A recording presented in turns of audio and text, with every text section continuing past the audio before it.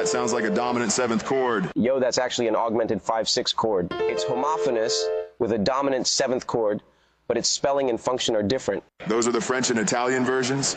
That's right. You can also leave the fifths and call it a German 6/5. Thanks for clearing that up, Em. No problem, LeBron. Glad to help.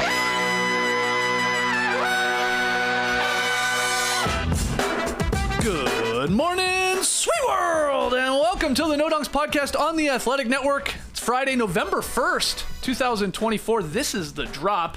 I'm J.E. Skeets here in the Classic Factory, and alongside me, as always, Tass Mellis. Podcast listeners, this is for you. Next to him, it's the bearded one, my top shot hot boy, Trey Kirby. Heyo. Hey-yo. And over yonder, making the magic happen, super producer JD. Hello. There he is. Here we are. Shout out to everybody joining us live on YouTube. Hit the like button, subscribe. Podcast listeners, 5-star ratings and reviews, because we have 5-Star Friday coming up later on today's Drop podcast. We also have Worst of the Week nominees. Yes. And you know we got some rapid fire fun. And we've got like a bonus game when it comes to our pick'em battle between these two gentlemen to see who will wear the pickle. But we got to start with some crappy news out of Orlando last night. The big rig is off the road, TK. All-star forward Paolo Banchero has suffered a torn right oblique muscle and will miss an extended period of time. Team officials say Banchero will be reevaluated in 4 to 6 weeks. This sucks, but we're going to bring out the scale for some of these topics and the games from last night. So on a scale of 1 to 10, TK, you get us started. 1 being very low, 10 being extremely high. How much faith do you have in the Magic without Paolo Banchero? Well, I'll give you a 10 on how much this sucks. Yeah. 5 games for Paolo Banchero to start the season, looking like an All-NBA first-team player. One of the great stories the first week and a half of the season. So, major bummer that he's actually going to be missing time here, because the Magic were looking pretty good. But it kind of explains the fourth quarter of Bulls versus Magic when Paolo Banchero was getting wide-open looks and airballing 3 after 3 after 3. He got off the ball in the last 15 seconds to allow Jalen Suggs to try and attack Ayo Dosunmu. You could just tell Paolo didn't want the ball in that moment, and it was kind of weird that he wouldn't want the ball, but now you see that he's playing through an oblique injury that's actually going to keep him out for a little bit of time here. That sucks. So for me, how much faith do I have in the Magic? About a 4. I would say. The main reason is that they play defense. You know, they're 4th in defensive rating right now, so they're going to be in these games. It's going to be close. It's going to be ugly. Maybe, just maybe, they can get enough offense to get over the line in some of these wins. The bad part, of course, is that Paolo is the main source of offense for this Magic team early in the season. They're averaging 115 points per 100 possessions when he's on the court so far, 95 points per 100 possessions when he comes off the court. But guess what? You gave Franz Wagner and Jalen Suggs $400 million basically this summer. Right. They should be able to hold the fort for 3 or 4 weeks. You should be able to rely on these guys to play well for 1 month. Paolo is 16th in the league right now in usage rate. He's a huge portion of the Magic offense, so there are a lot of possessions to soak up here. There's not really a backup for Paolo on this team. Like, are you going to play Jonathan Isaac more? That doesn't help your offense. Right. Defense will still be good. Yeah. I kind of feel like Orlando was already 1 player short. You know, they're trying guys at the end of the rotation. Jet Howard will get a look here and there. Gary Harris has had some good games, but now they're going even deeper into the bench. Even as a Gogo Batadze fan, I don't necessarily know that that's the move here. So, bad stuff for the Magic. If you're talking about players to lose on any of these teams, like, he's got to be one of the top 5 guys to lose with how much he does for Orlando. Yeah, I think this is pretty bleak. This is oblique. For Paolo Banchero, I think it's a 6. It's a little bit higher because of how much this guy means to this team. You brought up that good fourth quarter there. That's going to be every quarter, where it's going to be very difficult for them to score buckets because he just draws so much attention. 29 points per game, but he assists on 28% of Orlando's other makes. So that's a huge number. Yes, Franz, Suggs, it's up to them. That's for sure. It's up to them. But at the same time, those guys will have eyes on them that won't be looking at Banchero anymore. It's just one guy on each guy now. And so reevaluate in 4 to 6 weeks, that reevaluation means it could be longer. Yeah. You know, who knows? And the sked, it ain't easy for this Orlando Magic team. You get on the road immediately, Cavs, Mavs, Thunder, Pacers. That's tough. Holy. And then you come home, and there'll be some easy ones. Pelicans, Wizards, Hornets, Pacers, 76ers. But then you go back on the road. Suns, Clippers, Lakers, and more road games that he's likely going to miss. It ain't easy, and it's the question, who's going to start for him? It's all what Jamal Mosley wants. What do you want? Do you want to keep the rotation the exact same, so come bring somebody way down deep on the bench that doesn't play, like Caleb Houston? Caleb Houston's like a scorer. shooter, yeah. Yeah, he's a Houston? scorer. He can score. Last year, he started 13 games for this team, and there were moments that he had. I think he had a 25-point game. He actually can shoot. Now, then everyone else stays in their role that way. Same with Goga Bitadze. He doesn't play either. But do you go with Wendell Carter and him starting together? Wendell probably be the three-point shooter, and Bitadze will take Wendell Carter's role. Or do you go Jonathan Isaac, which didn't work in the playoffs, really, and he hasn't been playing a lot. I think they go Caleb Houston because their defense is going to be great still, even though he's not a very good defensive player. But, yeah, I think it is bleak. It sucks. It does suck. It sucks with the start he had. Like, the guy was averaging basically 30 and 10 on one of the teams that, to some at least, was surprising. We had a lot of confidence in them building off of last year's campaign.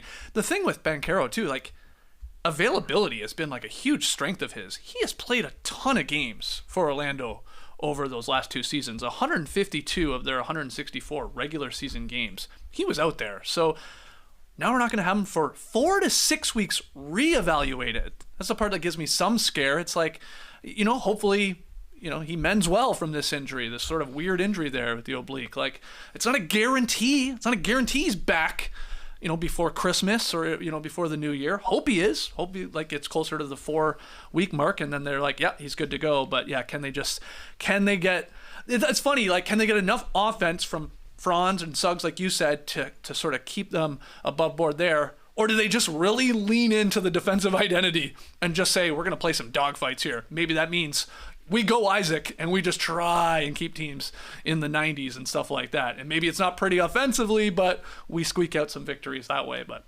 decisions to be made here for Jamal Mosley, be it a shooter in Houston, defense with Isaac, or Goga. He played last year, right? He started 30 games last year. I think he's sort of banged up right now, too. He's got a foot injury or something. But, yeah, do you slide Carter over to the 4 and go with Bitadze there with the 4-5? None of these are good choices. No.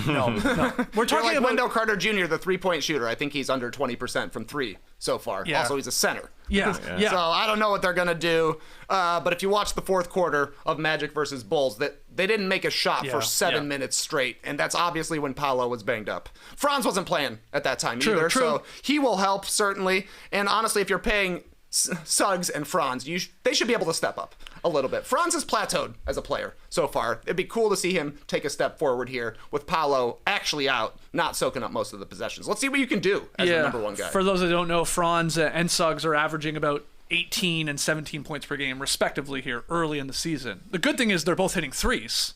Franz with a big bounce back from last year. He's shooting about 40% from 3, okay? And then Suggs was on fire for a couple games, so he's plus 40%.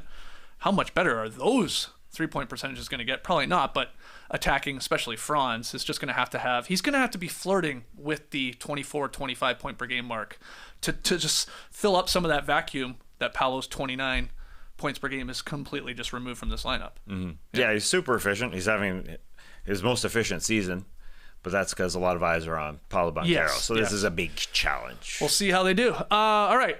Let's move to some of the games here, but we'll stick with on the scale of 1 to 10. John Morant, 26 points, 14 assists, 10 boards, got the triple-double. He had 1 million highlights in this game. Yes. As the Grizzlies and me get the victory, when it comes to the pick'em at least. They had a 31-point second-half cushion to beat the Bucks, eventually 122-99. 7 Grizzlies players finished in double figures, and Milwaukee here has now lost 4 straight. So let's start with Milwaukee, Tass. I mean, you're going to hear it on a lot of podcasts, I assume, today and this weekend. You're going to see a lot of articles about it. Everyone on TV will be talking about it. On a scale of 1 to 10, what's the panic meter at right now for this 1-4 Milwaukee Bucks team?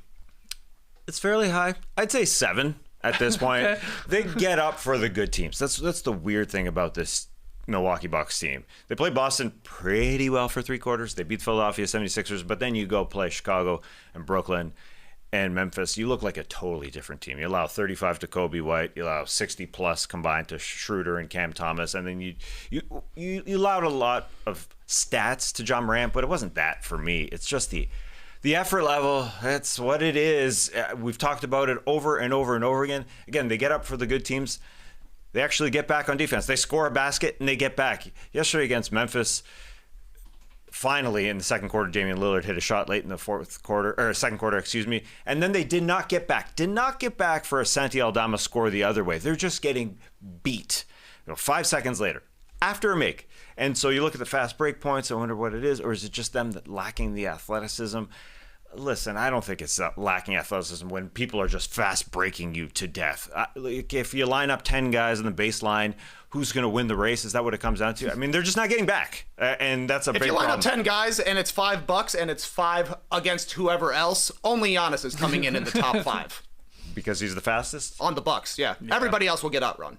Okay. But it's they're slow, man. You're slow. right. It's all about the transition. The effort is also bad, but the athleticism isn't there. They're 26th in frequency of transition. They never run. Only Giannis runs, makes you have to play in half-court sets. It's hard for Giannis to play in half-court sets sometimes. They're 20th in fast break points allowed, so they're getting run on both ways, and it just isn't working. I think every team makes them look slow. Last night, the Grizzlies had 12 dunks. 6 of them were alley-oops. Yeah. John Morant threw one sitting down. That's ridiculous. They got ran out of the gym by Santi Aldama and Jake LaRavia. Yeah, they just didn't care. When a guy is sitting on his ass, they just aren't communicating defensively to say, that guy, he was on his belly for a while, and then he repositioned himself to his butt. So that's like 5 seconds of nobody giving a crap They about just what's watched happening. it. It was wild. And This is that's cool. the thing. Yeah, they're like, didn't even go to him. It's like, Yeah. he can't move now. You could just go grab the ball or at least block his vision. Yeah. And then, Morant throws the oop. An alley-oop. Yeah. An alley-poop, if you will. Yeah. It was not right. And so, yes, they're going to change something. Is it just Chris Middleton coming back and taking Taurean Prince out of the starting lineup? No, that doesn't make them an incredible defensive team, but they're going to probably try something before that because Chris Middleton had surgery on both ankles. He ain't even playing 5-on-5 right now, so it's going to be a while. So maybe it's A.J. Jackson. Sure. Give it a shot. Andre Jackson, excuse me. I combined him with A.J. Green because it's not A.J. Green. It's not Chris Livingston. I mean, they need somebody. Like the last couple of years, Patrick Beverley was out there. There was just guys doing stuff. Wesley Matthews was out there. Even Grayson Allen was they just had this mentality. And again, I don't think it is just strictly athleticism on that end. When you're watching a guy do whatever the heck he wants on his butt, Brook Lopez is doing a good job defending at the rim. Fast guy. He's not, yeah, but he's. Who do you think's a good deterrent. athlete on the Bucks besides Giannis? Like a Grizzlies level athlete. Okay, but we're not talking about just sprinting. I mean, they just stopped playing it is, though. defense. Sometimes it is sprinting. They are hustling back. They're just slower. No, they were not. You can't. It's not hustling back after you score a basket.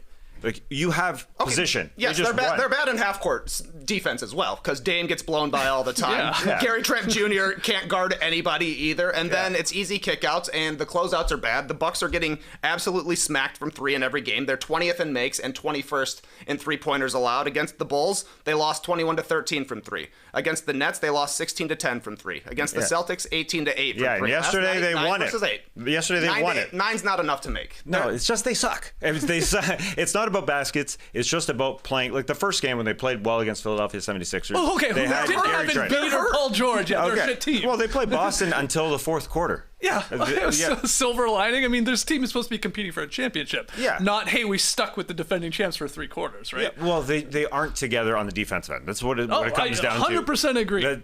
And that is hey, who are we? So whose fault is it? So yeah, Doc Rivers? Well, you want to blame or Doc. Giannis, or the roster makeup, or all of the above. Yeah, well, that's the weird thing. It's because if you have Giannis Antetokounmpo coming out after a previous game saying, we don't have an identity. Who are we? What are we? Mm-hmm. Do we play defense? We don't know what we're doing. I thought the first game was the only time that they looked excellent on the defensive end where Gary Trent was involved in pick and rolls, and he would scramble to get back.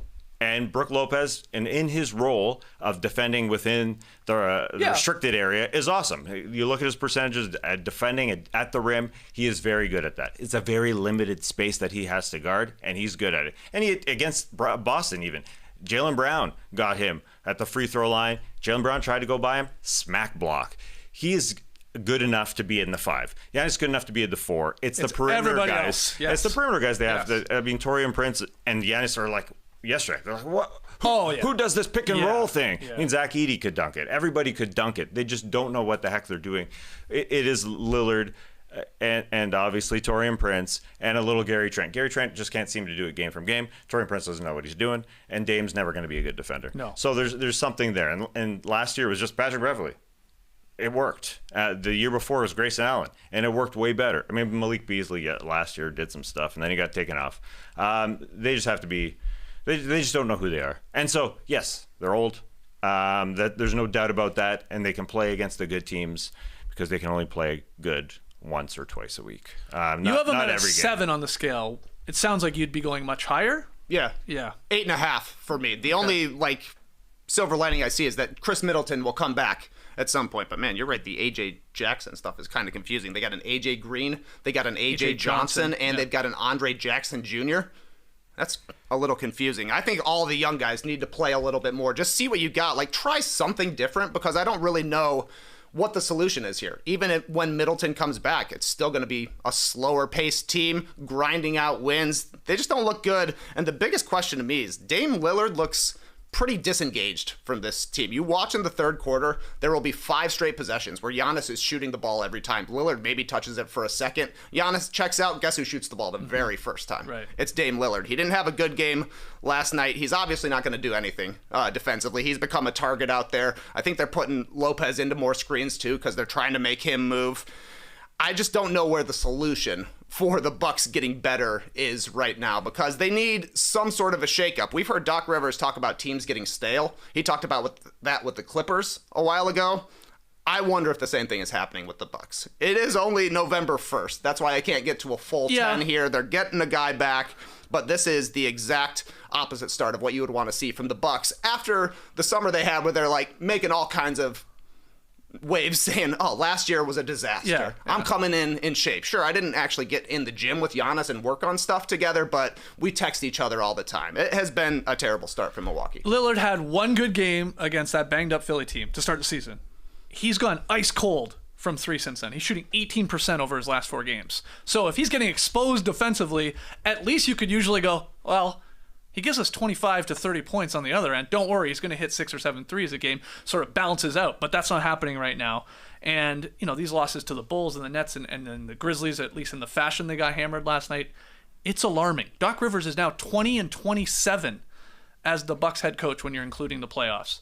We're still waiting on Middleton. I love Chris Middleton as much as anyone, but the idea, like you were saying, Tass, that once Chris Middleton comes back, we're fine. It's he'll help, but I don't think he fixes everything, because you've even got the professor, Zach Lowe, on Twitter saying the demoralized body language and miscommunication from this Bucks team is basically very alarming. It is, because guess what happens when you start like this and you're supposed to be a title contender? You start hearing the rumors of uh-oh, Giannis, is he going to be happy with this? Is he going to ask out? Is he going to want out? Would they be wise to even pivot away from this? And we got the one championship with them. This is never going to work again. We're never going to be back in contention. You get a huge package like that. That's already happening. It's only November 1st. I don't know how much actual warrant or merit you put into those reports from, I guess, Bill Reiter of the CBS Sports, but he's the one sort of saying that idea that if this keeps going south, then both of these camps, be it Giannis or the Bucks, could potentially look to part ways. Yeah, you believe that or not? Well, no. Giannis, I think, is going to be there forever. I think he's going to be a Milwaukee Buck forever, but they're going to work around him to try and help as much as possible. I don't think it's the offensive end at all. Damian Lillard actually shooting extremely well from 2. It's the most efficient season he's had in his career. I know his threes aren't good, but his true shooting percentage is awesome. It is the body language for sure. You could see it against Memphis for sure. It's not about losing by 5 or 6 or 7. But when you get spanked by 20 plus by Memphis and double digits by Chicago and double digits by Brooklyn, and you just don't look like you care all that much, it's just something with the chemistry. And so they're going to start by saying, Andre Jackson Jr., he's an AJJ. They have all these initials. He's going to come and probably take Taurean Prince's minutes. I think that's going to be the first thing that Doc Rivers says, that we have to be accountable, even though it is November 1st. I think that's going to be the first thing, that the rotations on defense, even if they're slower or less athletic than the other team, they just have to be rotating at the very least. Taurean Prince and Brook Lopez were allowing Zach Edey to do whatever he wanted in pick and rolls, and they're just not They're not commuting. They're not trying as hard. They allowed everything. Okay, well, to outside of them games. flipping some sort of switch where they're going to try hard and maybe, it's just like what they did with Patrick Beverley though? last year. I mean, they tried something like that, and it helped. I mean, they were a better defensive team. They had this new motivation. I mean, that is what they have to do. Yeah, it's like, I mean, yeah, look, the scapegoat will be either Doc, and you just, which would be hilarious if they went and got another coach. I mean, I don't know. Or, yeah, some sort of trade, and if it's not Giannis, who else is it? Because a part of this, like, their makeup of their roster is they've drafted, like, shit for years here now, and then don't have any draft picks either to even make a sort of move.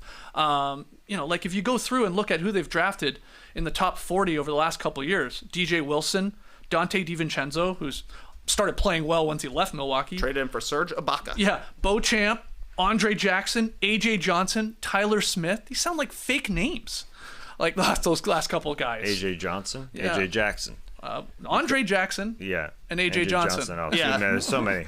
So many Johnsons. The point, you shouldn't know who they are because they're not good. Yeah. Or at least they haven't really gotten an opportunity to show that they're good. No, Jackson, he can play a little bit defensively. He can play defensively. I agree. Yeah. Which they do need. The beginning of maybe the second DeLon quarter, Wright gets in there to help with defense. Yeah. I know. Scotty. Also old and slow. Yeah. Yeah, it could be DeLon Wright because that's a Doc Rivers move. Yes. You're right. Scottie Pippen Jr. put him in mud yesterday and lost him. And then there was a DeLon Wright. He trailed back. He recovered and made a nice block on Scottie Pippen. They had a rivalry thing going. But he's not the answer. It's going to be younger. And the beginning of the second quarter, it looked like they were having fun. Giannis was playing 5. They're playing zone. And AJ Jackson was out there. Andre Jackson. God. Anyways, he was out. Jackson. We'll just go for the Jackson. He was out there. They're having fun. They're playing really hard for a bit. So it's somewhere in there. It's somewhere in that locker room. And yeah, Dame has never been a defender, but he can trail guys and be around. He's got to do that better too. Yeah. Their next 5 games are Cavs, Jazz, Knicks, Celtics. They're going to play better against the Cavs. You think they'll win one of those games against the Cavs? Probably not. No, it's fair. Yeah, Tough there's a chance. It's good they got the Jazz on the schedule. Yeah, that's right. They're going to maybe need that victory. All right, let's keep it going here. The Intuit Dome belongs to Phoenix. Devin Booker scored 40 points as the Suns rallied from a 21-point deficit to beat the Clips 125-119 last night. The Suns scored 73 points in the second half to take their second win in 8 days at the Clippers' new arena. On a scale of 1 to 10, TK, how convincing are the Suns as legit title contenders after, 10 days of basketball? I would say a 6. Okay. I'm a little bit on the positive side. I don't have a ton of belief, but I got a little belief. Right now, it's early. They're 10th in offense. They're 10th in defense, 8th in net rating. That's a contender, baby. The important thing, they're top 10 in their percentage of points coming via three-pointers and via fast break. Last year, they were 23rd in both. Devin Booker is taking his highest percentage of shots from the three-point line. He was awesome last night. At one point, Phoenix made 15 straight shots in the third quarter. Incredible stuff. You look at the team with the offensive firepower they have, mostly between Booker and Durant, but then the other guys are playing well, at least early in the season, too. They can beat anybody in a playoff series, I would think. Can they string together 4 playoff series wins? Who knows about that? It would all come down to matchups, and it will come down to not starting Yusuf Nurkic, because I think that is going to be the problem. I don't see them actually winning the title with Nurkic as their starting center. You look at the on-off splits, they're a minus 10 per 100 possessions with Nurkic on the court, plus 16 with him off the court. It's basically flipped with Plumlee. They're playing much better with Plumlee because he doesn't want to do anything out there. He just wants to pass the ball and run to the rim. Nurkic is trying stuff. So I like what I've seen from the Suns here. They've got 2 superstars who could win you any single game. We'll see what it's like and if they're healthy come playoff time, but I've at least got them in dark horse contendership.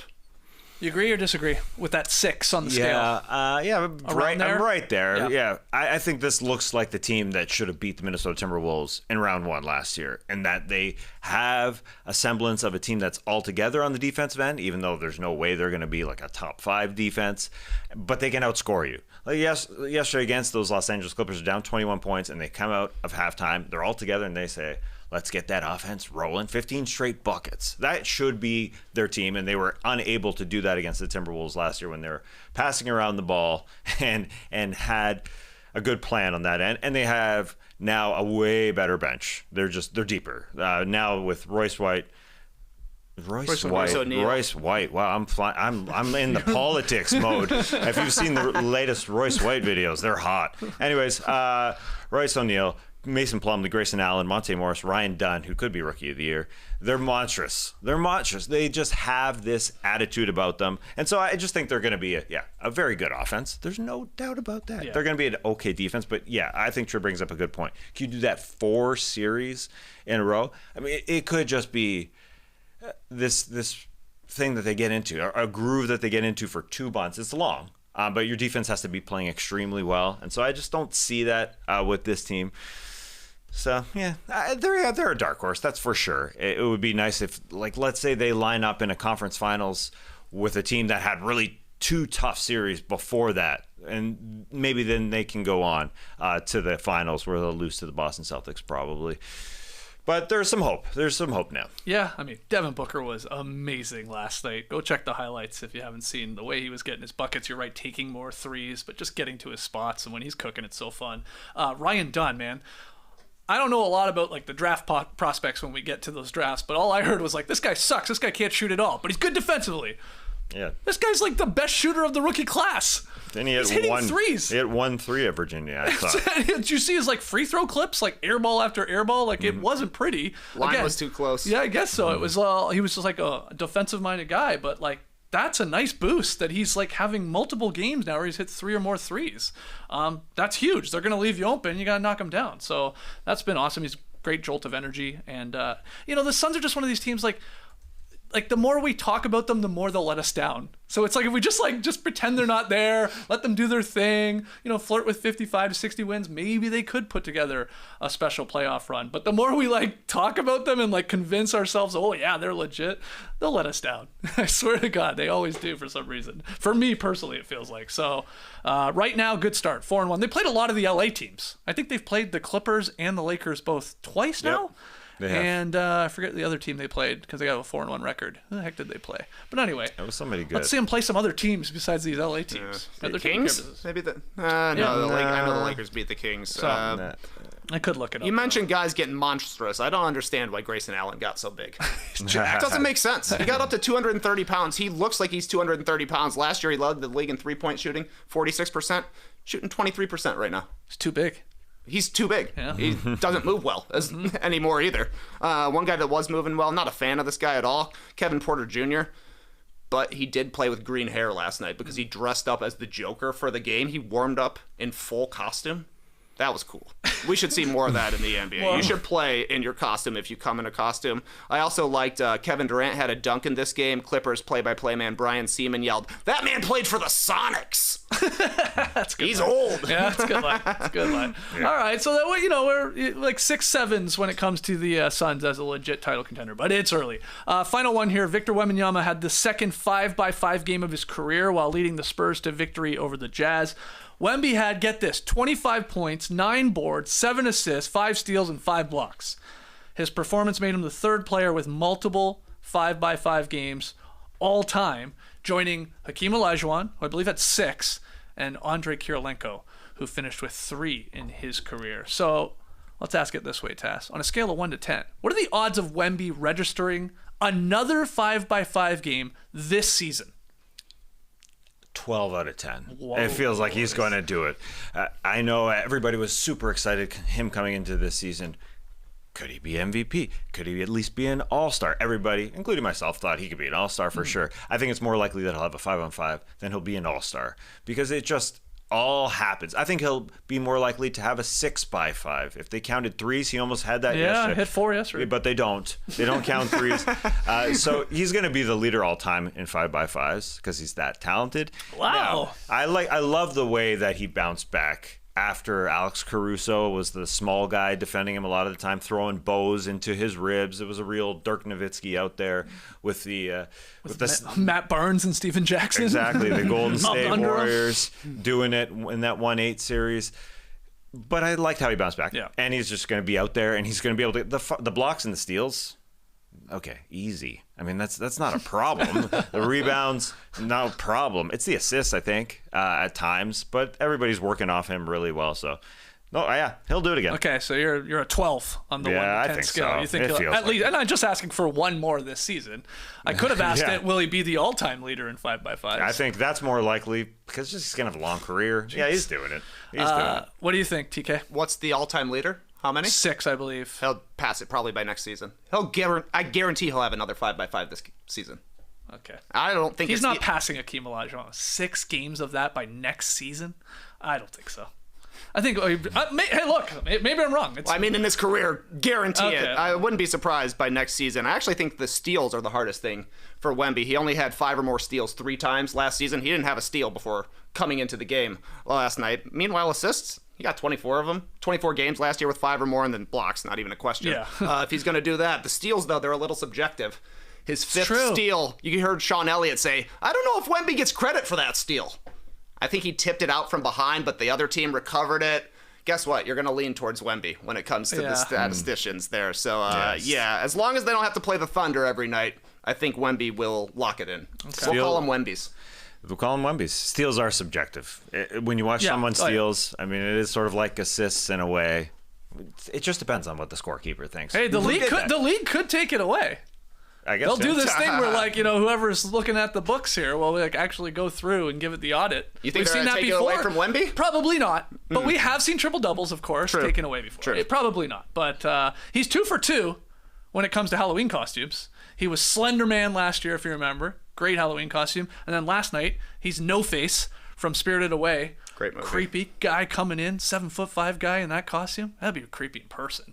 It's sort of different when you just see the video and the photo, because you can't really, if he's not standing beside someone, you can't really tell how tall it is in the Could costume. not. But people were popping for that. The Japanese film from 2001. Studio Two Ghibli. for Great 2. movie. This guy when it comes to great costumes. What Couldn't will he move do next very year? well, I didn't No, think. he's taking Yeah, his legs were too long for the cape of it, I think. Couldn't get full extension. It took him a while to get down the tunnel, it felt like. And then I wanted to show a quick love to the Rockets last night.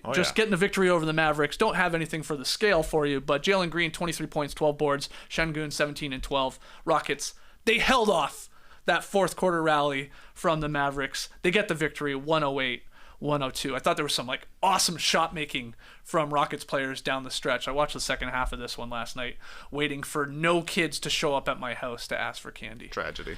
You live on a dead end. It's the only time I hate my house, I told my wife last night. I hate our area on Halloween. Why would you come down to this dead end street? There's not a lot of kids in the neighborhood. It's not enticing. Yeah, it's not. I get it. But I'm just sitting there and, it's sad. Anyway. You got a great porch, too. You got a good porch for trick-or-treating to hand out. Thanks, you gotta start letting the local kids know. We're going to have full-size candy bars next year. Yeah. Give them a reason to come by. Yeah. Hand out Cokes, Coca-Cola. Remember that? That used to be a thing. I saw a couple of houses gave out water bottles last night. Oh, get the hell out of here. You think it's bad, but also an hour into trick-or-treating, every kid who's 8 to 10 years old is, I'm so thirsty. Yeah, that's fair. I'm so thirsty. Fair. I was like, okay. And you want to drink it so you don't have to carry it around. Yes, that's also true. lot of Yeah, weight. very heavy. Yeah, I was bringing water bottles for my kids, and Smart. and then I got lazy. I'm like, I'll just put it inside. Though they can run home and suck some water back, but go rent an empty house for a week at the end of October. Airbnb a house good for one. trick-or-treating. Yeah, it'd be awesome. It's not a bad idea. It's kind of funny. Back to the Rockets, down the stretch. 90 seconds left. Jalen Green hit a huge step-back 3. It was off Houston offensive rebound, too, which was a big part of this game as well. I think Dylan Brooks grabbed that one and eventually found its way to Jalen Green. He hit that 3. Then Luka hit another he kept just hitting bombs to keep the Mavs in this game. He hits a deep 3, but then Amen Thompson hit a tough little fadeaway jumper. Really pretty action from him. And then Dylan Brooks hit a challenge jumper around the free throw line to sort of ice it. So everybody contributing. And again, the offensive rebounds. You had Gafford and Lively getting in foul trouble, sort of early in this game. They had 9 total fouls through 3 quarters, the 2 of those guys. And as a result, they didn't have a lot of rebounds, and that means the Rockets out-rebounded the Mavs 50-37, and they had 20-8 when it came to second-chance points. And there were some timely offensive rebounds late. So I just thought good Rockets win there against the Mavs team. Absolutely, yeah. Great to see Jalen Green continue to shoot those 3 balls well. He's shooting a great percentage. And the Ime Udoka move in the fourth quarter to go Amen Thompson instead of Alperen Şengün as their 5 worked extremely well. He was just diving to the hoop on the offensive end and playing really great defense. It worked. So yeah, the Rockets are real. Yeah. They feel like a really good team. I couldn't believe Thompson made that baseline jumper. Yeah. That was a tough shot. Nobody ever practices like a broken play. He gets like a 12-foot Bill Wennington baseliner, knocks it down. That was huge. Mavericks were coming back. Like, that could have been a disaster loss for the Rockets, I thought. But it turns out being a super confidence builder for them to be able to hold off a veteran team. It felt like Luka was just dialing up a made three anytime he needed one in the fourth quarter. Like, all right, we're down 6. Guess what? We're down 3. Oh, we're down 6 again? We're down 3. And he kept taking them further and further. I know, man. I was like, it's just kind of, it's like Michael Myers mode, slowly but surely. I don't know if you guys saw that bit that the Mavericks had going last night. It was honestly awesome. For their free throws, they would start the contestant at half court, and Michael Myers, you had to make a free throw before Michael Myers could walk to you at the free throw line. It was funny. The Mavs really did it up for their Halloween broadcast. Yeah. Like in transitions, they had a bunch of bats like swoosh in and out. It looked cool. Yeah, I loved it. Good stuff. Good win from the Rockets. Okay, let's go to worst of the week. Ladies and gentlemen, the worst of the week. Here we go, a few nominees. First one, this is an odd one, the light operator in Hawks State Farm Arena, because you'll see LaMelo Ball playing for the Hornets taking a shot at the three-point line. A beautiful footwork by LaMelo to step back and take a lean back 3. But the lights come on. It's like, did he light the spotlights to blind him? Whoops. There was a mistake. Yep. It sure seems like the lights come on. And it looks like, is he trying to put those lights into LaMelo's eyes as he shoots the ball? Now, this wasn't a big story at all because LaMelo hit an incredible 3 to step back at the sideline and lean on one leg. It's beautiful stuff. But the spotlights Somebody didn't just work. hit the wrong button. Yeah, or something something. happened. Yeah. Nobody knows what happened exactly. Next worst of the week nominee, LeBron James. Now, everybody was sending this in. I didn't like what LeBron said about his son, how he said it. I'll give you the whole story and then we'll talk about it. So Bronny James and his dad are playing in Cleveland for the Los Angeles Lakers. It was a blowout. The Lakers got blown out. Fans started cheering, Bronny, Bronny. They wanted Bronny James. Sure. He came out. He hit a shot, and it was typical dad form on that shot. He kind of just swept it, kind of swooped it into his own hand, hit a shot, a beautiful move. And then his dad was asked about it post-game, and this is what people didn't like. I'll quote LeBron here. He said, "He's better than I would have been in that situation." Everybody asks, "What?" A bit of a rolling of the eyes immediately. Well, I'll continue the quote here. 20,000 fans screaming my name to get in the game. 1 minute into the game, hitting that shot. Roles reversed. I don't know if I would have been able to handle it. Okay. End quote. Okay. Now, I end the quote. I understand what LeBron is saying because he goes on to commend Bronny's composure, how he handles his life, how he goes into everything and handles it extremely well. So I get it from dad mode for sure. And I think Bronny's sitting there and saying, oh, that's kind of cool what dad just said about me. That number one, he wouldn't have been able to do it like I would. I think Bronny just takes it very well. And so father-son combo there, very, very well. That's a nice relationship they have. But I understand also the critics saying, come on, dude. You're LeBron James to hit a shot, period. It was odd to start. He's better than I would have been in that situation. I mean, it just seemed like a line that would come out. People were upset by this. Oh yeah. Okay. Because it's LeBron. I mean, you call him the GOAT, and then you call him GOAT in one hand, and then he says he's better than I would have been in that situation, which doesn't really equate. You know what I mean? So anyway, I don't know how you guys feel about that. I don't have much of an opinion on this one. Yeah. He literally is championing for his son. That's all he's doing. Like, hey, that was a pretty cool moment for him to get his first official NBA bucket. Wow, if I was in his shoes at that age and the crowd was chanting for me to come in and then I had to deliver with a bucket, could I have done it? The answer is yeah, you could have. But I understand that you're saying, well, maybe I couldn't have and only he could. But in a weird way, you're his dad, so it's like you're almost like giving yourself credit too. Like, look how I raised this cool kid. Whoever taught him his poison composure must be quite the player. So whatever. Yeah. What could have been a best of the week moment was how LeBron made Cavs coach Kenny Atkinson laugh. This should have been the headline. If you just saw this, it's a quick clip that we'll show you here on YouTube. Kenny Atkinson just laughing so hard. I've never seen Kenny Atkinson. He's like, it looks like he's about to vomit. How he's hunching over. multiple times. How LeBron is just making him laugh. And we are sure. Yeah, I guess it does look like it. LeBron is. LeBron's talking to him, and the front row of people is they're smiling too. They're not healing themselves over like Kenny Atkinson. He really is laughing. Yeah, I think that's just a Kenny laugh. It's just a hard. Kenny's laugh. That's the way he laughs. Okay. Well, the winner of the worst of the week, though, it's this last nominee. We've already talked about Dwyane Wade's statue outside of Miami's arena and how poor it was. You know, after all is said and done, with Wade standing in front of the statue, Wade looking far better than the statue. I mean, he's just a very good-looking man, while the statue looks like it just makes It looks like Wade Lawrence look. Fishburne, man. Yeah, it looks like It looks Lawrence old. Fishburne. It looks Yeah. extremely old. It looks like Wade is 90 when he was playing basketball. That's the weird thing about it. Making a statue is hard. That's for sure. But why does he look old? Anyway, we've already talked That's about it. I worst of the think that week. was on. Yeah, that's your winner. No one's going to pick LeBron. No one's going to pick the light operator in the Hawks State Farm Arena. I know people were upset about third quarter and fourth quarter performances of their teams. But I had to go with these and just have some laughs. Like Kenny Atkinson. Any final thoughts on the Wade statue there? I think it was funny that they asked him about not looking like him. He says, I care, but I don't. He's like, I got a statue. It's pretty cool. And like, man, I just look at all the new pictures coming out, you know, like official pictures rather than the unveiling pictures. And every time I'm trying to talk myself into it, it's not as bad as they make it seem. It looks better in person. Maybe it does.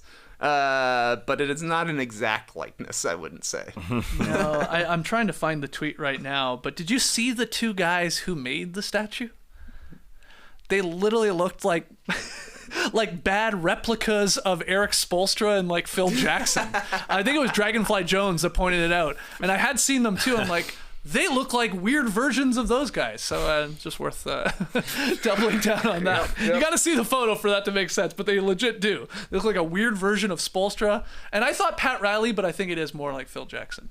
So go seek that out. So that was just in their blood. Yeah, they had We look like these old basketball players. Yeah, I think so. An old version of them. Didn't they also say, like, no one could do better? I did the best work I could with what the hands God gave me. No one could do better. Yeah. I mean, I couldn't. We couldn't. Maybe they are literally the best on earth. Yeah. They've done other fine work. Let's see your statue, they're saying. That's really what they're saying. All right. So Dwyane Wade's statue gets worst of the week. Let's get to 5-Star Friday.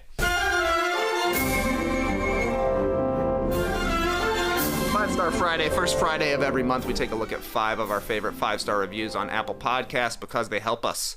They help us in the rankings, help more people hear about the show. We asked for some more because, you know, slow times over the summer. Maybe people aren't hopping in to review, but they hopped in this week. Our first one comes from Dunkaroo, who writes in saying, I'm just here to juice the stats, baby. Hey-o. Hey-o. There we go. That's from Larf. Thank you. Thank you very much. That's from Larf, a.k.a. Kenny Atkinson. We got a lot of Larf talk in this one. This one comes from J Divine 09. Basketball Bros for Life is the title.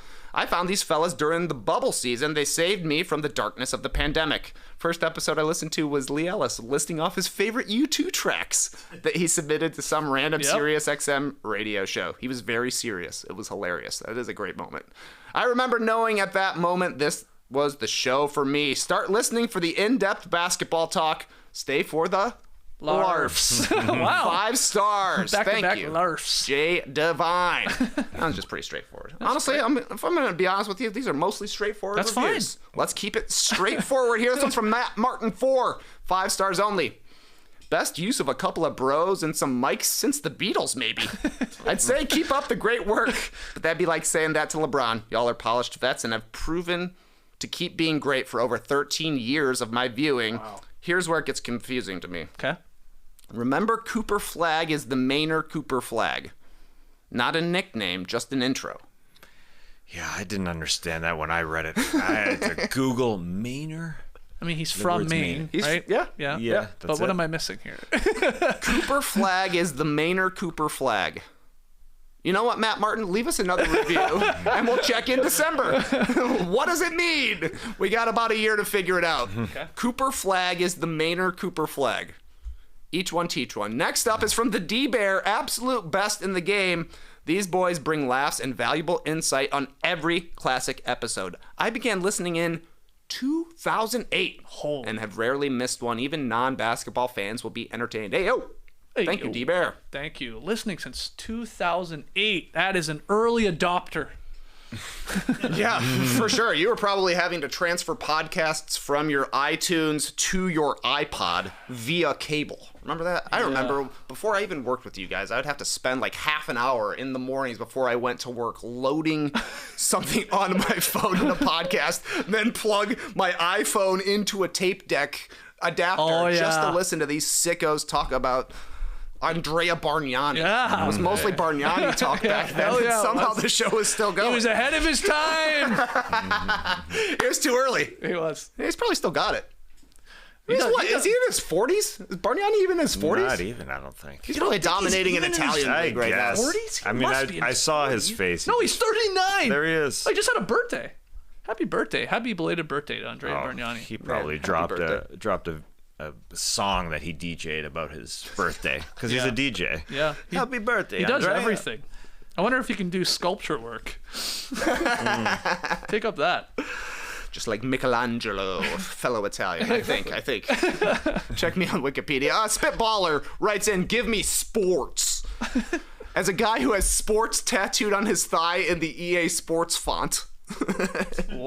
Can't figure out how to attach photos, probably for good reason. Yeah. I don't think there's an attachment part in the Apple Podcast reviews. I don't know. This show is a must listen. We're talking about around the league coverage with humor and skill.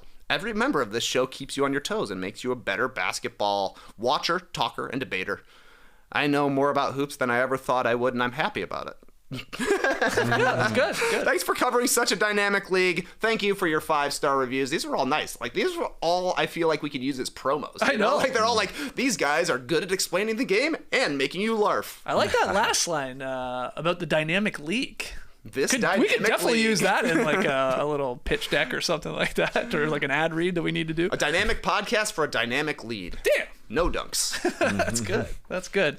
I just recorded one where I said there's a lot of laughter and farts. And I don't know if it's going to get through the editorial board on that one, but I wanted to say that.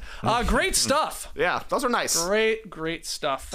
Thank you for all the 5-star ratings and reviews. You got a whole month now to get a new crop in for when we get to the first Friday of December. But thank you. We really appreciate it. Okay, tonight's Pick'em game. It's a big one. I'm in the clear. We were all tied last night. I took the Grizzlies. They not only covered, they spanked the Bucks, so I'm good. Esh is good because he had a good enough record. It comes down to Tass and Trey. They're both 3-5. They're both picking opposite teams tonight, so we will have the loser for the month of October. And that game, it's the Chicago Bulls versus the Brooklyn Nets. In Brooklyn favored by 1.5. What's going on with this line? I thought this was a little perplexing. Tass, what's your pick? Yeah, I'm taking Brooklyn strictly because I knew Trey was going to take Chicago. So it worked out extremely well. Come on. You were going to take Chicago no matter what. So it works out. I'm with you, though, Tass. Yeah, but I mean, we also do got to have Splitsville. Yeah. If you would have, you could have hopped in line ahead of me and took in the Bulls. No! Yeah.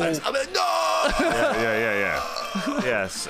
Well, because I just can't pick games right. I am 3-5 of this season, so I got no problem picking the Nets. Still early. I thought we were going to have a hockey game with the hockey theme song here. You guys going to drop the gloves. Yeah, let's do it. That's how we could decide it. You guys just fight. Fight to see who wears the pickle costume for a week. Yeah. So after tonight, we're going to know it's going to be Tass or it's going to be Trey wearing a pickle costume all week long as part of our Pick'em payoff. So make sure you tune in on Monday morning to see, of course, who's wearing that. Or good. Just keep your eye on that game tonight. So this is November 1st. Obviously, we had a tie through October 31st, although a fan said here, the Marco Seek, he's called. He said, when there's a potential tie going to the last night of the Pick'em, you can just guess how many total points will be scored in the game as a tiebreaker, so you don't have to go to an extra day. Stuff you can't do Marco that. Seek. I think this worked out well, though, Oh, it being did, like it's yeah. a Friday here. It's a big game now between you guys on a Friday night, and then Monday the pickle costume starts. I know, that works well. I know, Right. but there's been such controversies in months past, in years past, where we go into that extra day and you say, I want to pick the Toronto Raptors. Well, I want to pick the Toronto Raptors too. Well, you know what I thought was Let's interesting? drop the gloves and fight it out. I thought you were going to let me pick the game. Okay. Because you're involved in it with TK. Now it didn't matter because you picked the Bulls game and you went on the other side, so it didn't matter. But I was like, which game should I pick? Which game should I pick for these guys tonight? Because you're looking at it like trying to make the case for both sides. This is the NBA, man. Anything can happen. Oh, absolutely, anything can happen.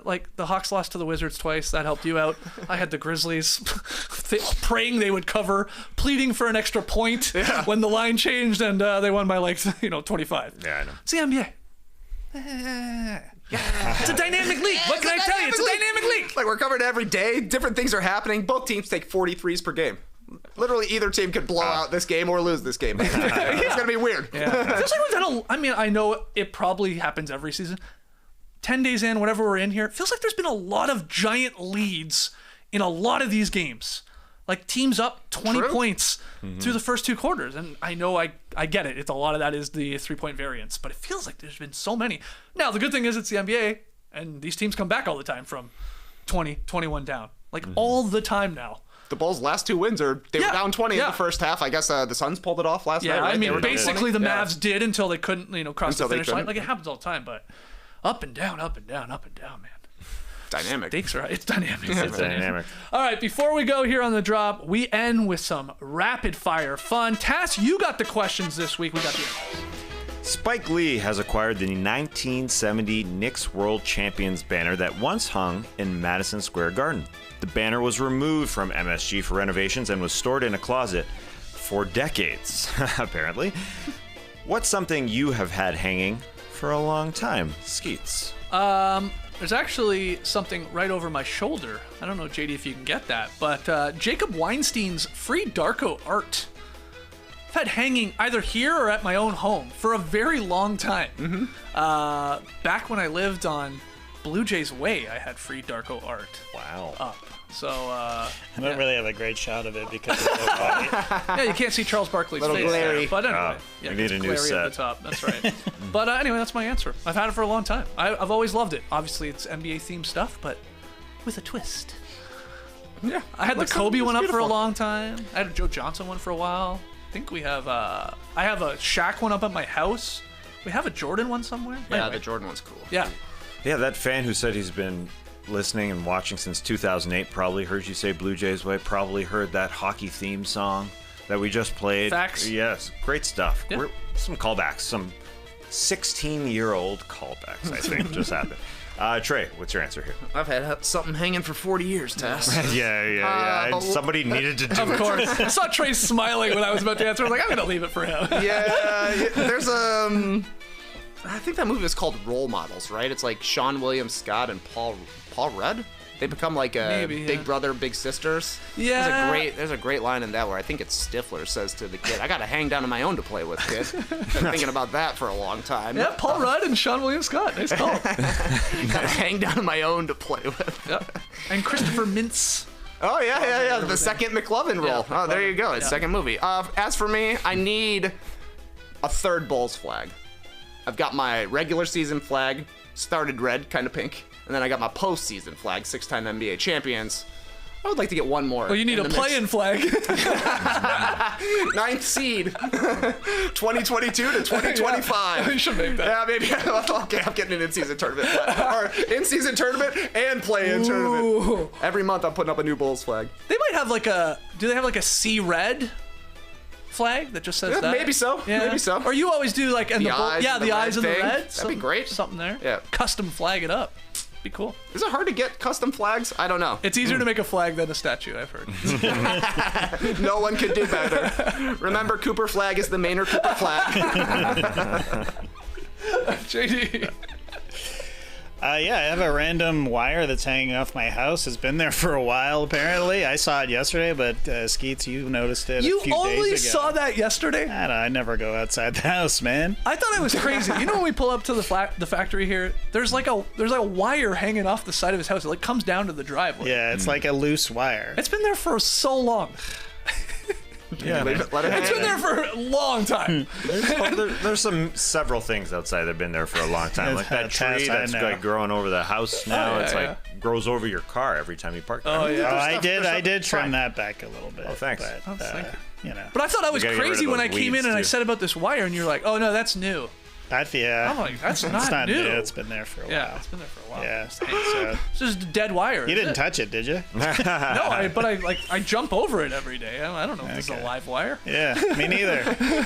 jump over it every day. Do like a sick move. I'll have a look. 360 over it every day. Next question here. As the Brooklyn Nets walked to their locker room following a loss in Orlando, a fan yelled at Ben Simmons, "Ben, you're trash!" I don't know why Was that it sounded Doc like Doc Rivers? Rivers. Yeah, it was a kid. It was more of a kid. I couldn't just do a kid. Ben, you're trash. It was somebody younger. Anyway. Your voice real is too regal deep, man. Yes, it was filmed. I saw it on Threads. That's where it was. It didn't make its way to Twitter for some reason. Anyways, Dennis Schroeder, followed by the entire team, confronted that fan. Fan got kicked out. Ruined the party. Anyways, describe a scene you saw while at a stadium. Can I change my answer to somewhere else? I saw to outside scene? this house where you got electrocuted? I didn't have a good stadium, story, but I wanted to share a story that happened recently in an airport. Is that okay? Oh, yeah. Just quickly here. I'm flying back from Seattle a couple weeks ago. I'm with my buddy Grish, your buddy Grish, our buddy Grish. We're waiting to board. You know, everybody does the whole thing where you're getting up way too early, waiting for your zone. We're in zone 5. All right, here we go. Anyway, bunch of people are around the gate, and suddenly a guy, we hear quite loudly, he's walking around, and we can see him walking around to different packs of people, asking, "Is anybody here 46F? Is anybody sitting in 46F?" And like we see him sort of move around and ask a couple people, again, really loudly. And we're all like, what is this guy doing? You can't, I know he probably wants to switch seats because his friend or whatever, but like, you can't do that while we're boarding.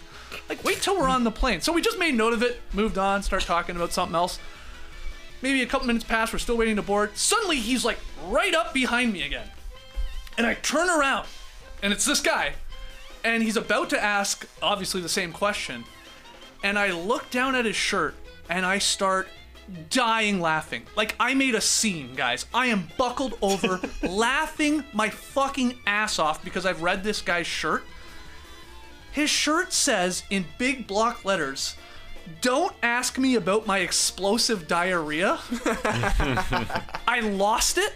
Just lost it. And when I'm laughing, to make it even funnier, he mumbles. He was wearing a mask. He mumbles because I can hear him. He's like, doesn't know what to do while with me laughing like this. He goes, "It's not for that reason." Like the idea that he wanted to change seats because he's got explosive diarrhea, I guess. But he just said it so matter of fact. It's not for that reason. Anyway, that's a story I really wanted to share. Oh, yeah. It Sitting needed on to a while. be. Yeah. Needed to be shared. But unbelievable shirt to be wearing in public. I don't know if this is a joke from a movie or something that I don't know about, but like, wow, what a choice. And then, for him to be asking everyone to switch seats, and it's like, dude. It sounds like a Tim Robinson sketch. Oh. Like, don't ask about the tables. I was laughing like all the way onto the flight. I just couldn't, it had been a long weekend. I was tired, but I just could not stop thinking about this guy. And I didn't want to show his. I got a photo of him while he was boarding the flight later, but I'm not going to show it on here. But what a show. I want to sit as close to the toilet as possible, but not for that reason. Not for that reason. No. Oh my God. Did he see you take the photo? Or No. Okay. I did a little. That's cool. I was in an exit row. He could have used my seat. I'll tell you, with that explosive diarrhea. I was right by the washroom. Anyway, Now I'm Googling the t-shirt. Anyway. it does exist. Yeah, I looked it up. I was like, wow. Not custom, huh? No, I don't think so. Anyway. Sounds custom. I'm glad I could share that story. Sorry it wasn't in a stadium. Yeah. Oh, yeah. The toilet paper is hugging the poop. The emojis. No? No, he didn't have that. It was Ask all me about text. my explosive It was all text. diarrhea with a nice little TP hugging the poop. All right. Trey. We went down to State Farm Arena once upon a time. Us three and Lee at the time. I think it was a Raptors versus Hawks game. Yep. We sat baseline. Yep. Like basically courtside, right? We were all wearing sweatshirts, Raptors sweatshirts. They were doing like all-star promo work. So I had one that was it was DeRozan and Kyle Lowry, but they were stepbrothers. Yeah, right. Guy offered me $500 for my sweatshirt. And I said no. Yo, man. That was dumb. That was dumb. Yeah. We literally right could have now, got man. you another one, too. Yeah, It was so easy. Totally. But I was like, no, we're here to see the Raptors. I can't do it right now. I was a Southern man at the time. $500 for a sweatshirt, like literally that I'll never wear. Yeah. I guess they didn't sell those, though. No, Yeah, they were no. promo materials Yeah. the Raptors hooked us up with. Okay. All right. Great story. Thank you for that Teen Nana Stadium. JD, what do you got? I don't have a great one for this. I went to, I guess, Ralph Wilson's stadium at the time. This was the Buffalo The Bills. Yeah, nice. Minus 25, metal benches, snow, like the snowstorm. Right. There was a guy who was at least 350 pounds, no shirt, like he was just basically wearing skivvies, like tighty whities, and a pink flamingo on his head. He was a little intoxicated. What? I thought he was gonna make it through the whole game, but he didn't. He was escorted out. I think he was suffering from hypothermia. But anyway, I just thought of that guy when I saw this question. So That's good. it's the most dramatic thing I've seen in a while. Since I remember perfect I stuff. don't know if you were with me. We went to a Bills game once, and it was very, very cold weather. And I don't know. Maybe Nora told me like you should like take a blanket to sit on at least because those are metal benches. Like, that's a pretty good idea. But everybody was mocking me like when we were heading in. Oh, this guy bringing in his little blankie. By the third quarter, like everyone, and then can I get a little scooch on that? Can I sit on that with you? oh my god, Because it was cold. so cold. And those are metal benches. Where they used they to be. I still don't know if play they there? are. They don't play there anymore. Well, they've renovated it. They have renovated Yeah, it. Still I don't know if they're outdoors real- though, right? Oh yeah. Oh, yeah. It's very outdoors. Good for them. They sell seat pads for like $5 that you can just... Okay. Just a tiny piece of foam that just feels so right. Next question here. Skeets has always said he doesn't look good in a hat, but when he did his best Jeff Probst impression in one this week, fan Joel Darasinski said, Skeets, you rock that hat. You can totally wear a hat forward, even if you don't think you can sometimes. So the question, when were you proven wrong about something you were wearing? I guess my answer is this question. Yeah. Thank you, Joel. I think you're being a little kind. It's just still doesn't fit me well. It's too. I have a very I have a small head is the problem, and so hats when I wear them forward, they look quite high on my head. Yeah. The Survivor hat was okay. It was okay, but I'm also in looked good. costume. A little low pro. Yeah. Like I wouldn't just throw that on and head on out to the Seattle airport to see a guy in a diarrhea shirt. You know, like You look more intimidating. With really. Oh yeah, you look like official. Like you mean business. Okay. Nobody in a diarrhea shirt is coming up to you wearing that hat. No, Way, no, that no, guy's no. not sitting in my way. seat. Not asking. But if I had to give you another answer, maybe my glasses. Like I didn't want to wear glasses for a very long time, and then got contacts, then got laser eye surgery. Eventually had to come back to glasses. Could get laser eye surgery maybe again, but so, a lot of people when I do wear them, they compliment or they give me compliments on them. Nora definitely likes them. You look distinguished. There you go. So I guess my glasses too. I was proven wrong. Yeah. I don't look like a dweeb. You little nerd with your glasses and your blanket. I do wear them when we play No Lag here, our video game series on lucky. YouTube. Yeah, well, I gotta see the screen. I gotta see what cucumber I'm chopping up and overcooked. Hard to tell the shrimp from the fish sometimes, isn't it? That's right. All right, Trey. It was Wednesday, October 26th, maybe 2022 or something like that. Our friend Wendell was hosting a Survivor get-together, watch-along here in Atlanta, Wednesday, October 26th. That's Halloween week. I'm going in costume. I'm showing up as Rupert. It wasn't a costume party. It was just me. Wearing big old khaki cargos and a tie-dye shirt. Everybody else looked great in their normal clothes. But you were at a Survivor party at least. Yeah, that's all right. That's all right. Yeah. They're like, this guy just must be a big fan of Rupert. This is the big Rupert head.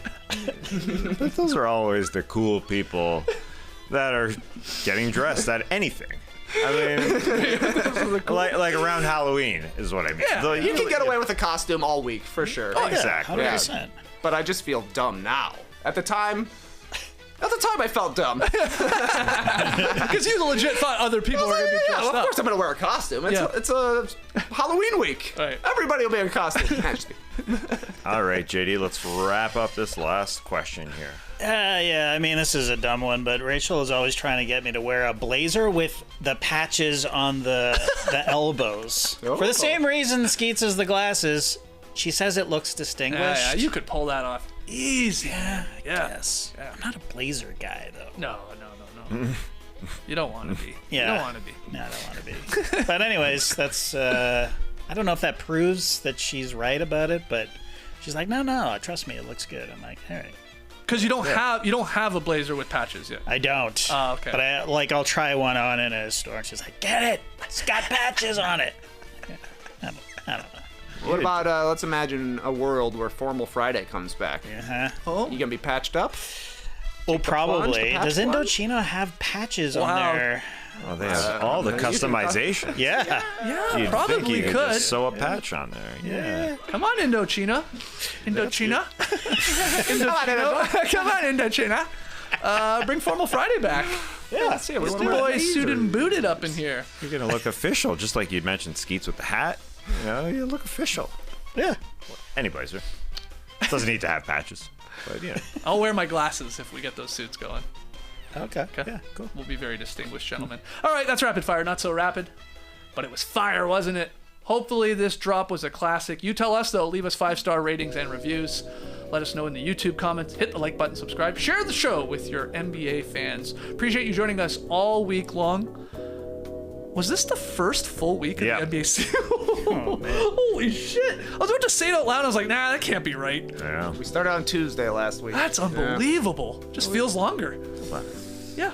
We did a show last Monday, though. We did. We had a full I week. didn't. We've done two full weeks of the Yes. season, though the season technically started Tuesday. Yeah. Wow. Okay, that makes me feel Bulls better. are back in swing. But it's The Bulls, November, boys. baby. Yeah, Bulls are back. And we'll be back on Monday to give you our NBA weekend winners and losers. There's like 22 NBA games on this weekend, so we'll have a lot to talk about. We hope to see you here at 10 a.m. Eastern on YouTube, and obviously gets flipped into a podcast soon after that. Have a great weekend. Till then, Clipper Bros! You heard it here first. Have a great time. Turn up. Love you guys. Awesome. Thanks for joining us. I remember, Trey, when you mentioned that hanging moment that you had, you said Paul Rudd and his friend. I thought of the Seinfeld one, because on Seinfeld, George Costanza was asked how long he's been hanging, and they said, I've been hanging for 40 years, except when I have shrinkage.